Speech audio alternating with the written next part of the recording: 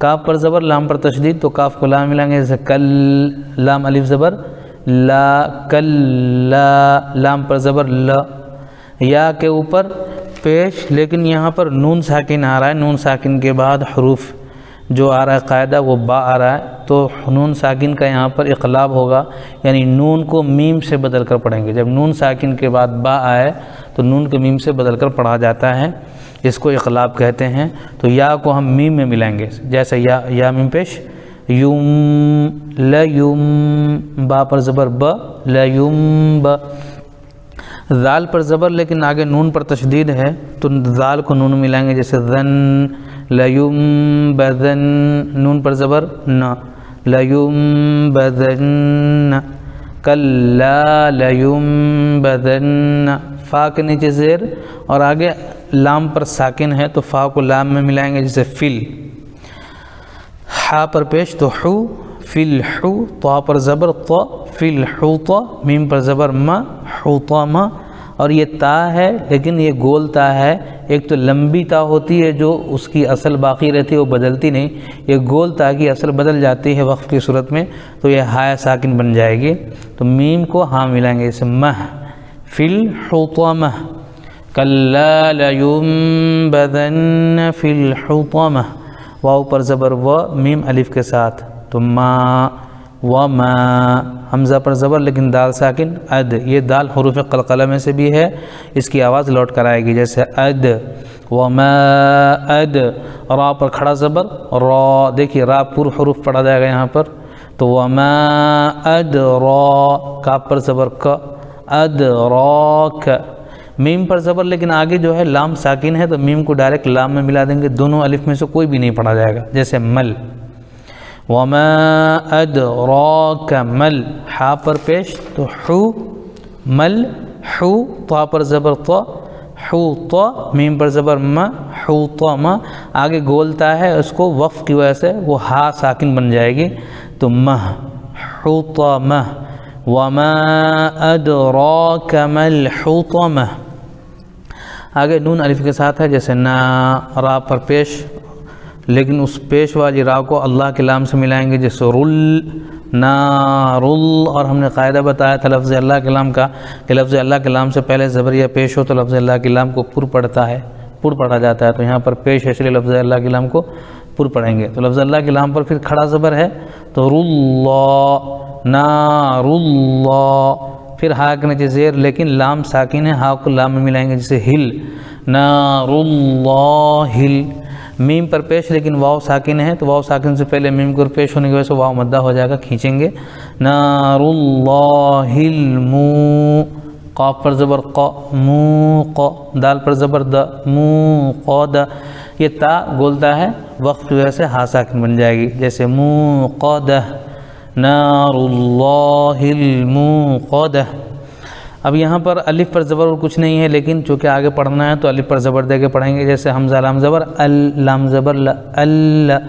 تا کے نیچے زیر لیکن یا ساکن تو یا مدہ ہو جائے گا، ایک الف کھینچیں گے جیسے تی، التی، تا پر زبر لیکن طا پر تشدید ہے تو تا کو طا میں ملائیں گے جیسے تق،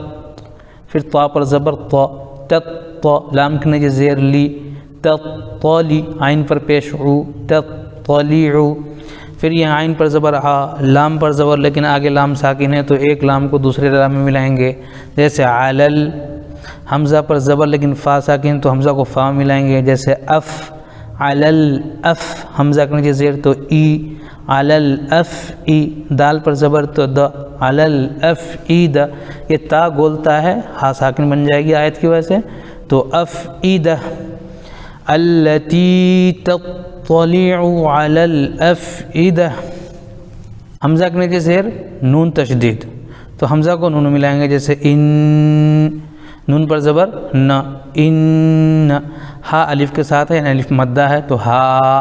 انہا، عین پر زبر ہا، لام پر زبر لیکن یا ساکن تو لئی، یہ ہو جائے گا یالین، علی، ہا کے نیچے زیر لیکن میم ساکن تو ہم،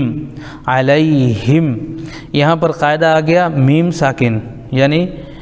میم ساکن کے 3 قاعدے میں سے یہ ادغام شفوی ہے، میم ساکن کے بعد میم آ رہا ہے اس لیے یہاں پر ادغام ہو جائے گا، یعنی ایک میم کو دوسرے میم میں ملا کر کے پڑھیں گے۔ تو علیہم، پھر اگلے میم کو ہم حمزے ملائیں گے، جیسے مو، علیہم مو، صاد پر زبر ص، مو ص، دال پر زبر د، مو صد، یہ گولتا آیت کی وجہ سے ساکن ہو جائے گا، ہائے ساکنہ ہو جائے گا، تو مو صدہ، انہا علیہم مؤصدہ، فا کے نیچے زیر لیکن یا ساکن تو یا مدہ ہو جائے گا، جیسے فی، عین پر زبر ع، فی ع، میم پر زبر م،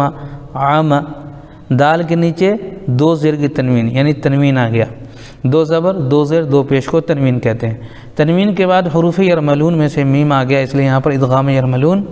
مع الغنہ ہوگا، جیسے فی عمد، پھر میم پر پیش مو، فی عمد مو،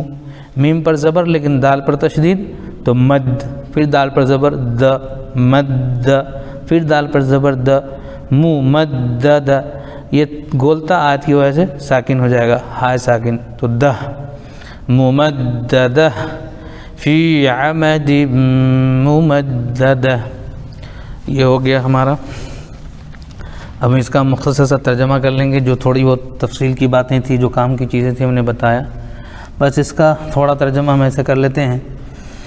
کہ ویل خرابی ہے ہر عیب لگانے والے اور تانا دینے والے کے لیے، یعنی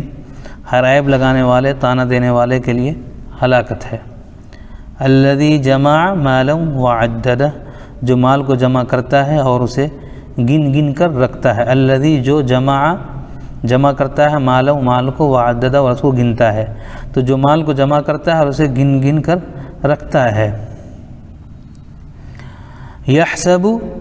کیا وہ گمان کرتا ہے، ان، یہ کہ مالہ، اس کا مال، اخلدہ، ہمیشہ باقی رہے گا،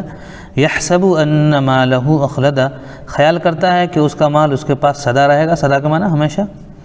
کلا، ہرگز نہیں، لیمبذن فی الحطمہ، ہرگز نہیں، وہ ضرور حطمہ میں پھینکا جائے گا، اس کو روند ڈالے گی۔ پھر آگے حطمہ کیا ہے وہ اللہ کہتے ہیں، وما ادراک ما الحطمہ، اور آپ کو کیا معلوم کہ حطمہ کیا ہے، نار اللہ الموقدہ، وہ اللہ کی بھڑکائی ہوئی آگ ہے، التی تطلع علی الافئدہ،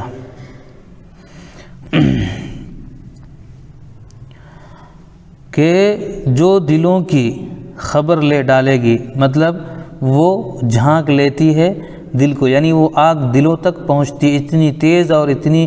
جلانے والی ہے کہ انسان کے دلوں تک پہنچتی ہے۔ عام طور پر جب انسان کے جسم کے اندر آگ لگتا ہے، جب انسان مرتا ہے تو اس آگ کی گرمی دل تک پہنچنے سے پہلے ہی انسان مر جاتا ہے، تو اس آگ کی کیا پریشانی ہے، دل تک پہنچنے کی جو تکلیف ہوتی ہے وہ دنیا میں نہیں سمجھ سکتا، لیکن آخرت میں چونکہ مرنا نہیں ہے، وہ دل تک انسان کے پہنچے گی، اور اس کی جو تکلیف اور اس کی جو پریشانی ہوگی وہ عجب ہی قسم کی ہوگی۔ تو وہی اللہ فرماتا ہے، التی تطلع علی الافئدہ، وہ جھانک لیتی ہے دل کو، یعنی دل تک پہنچ جاتی ہے۔ آگے ہے انہا علیہم مؤصدہ،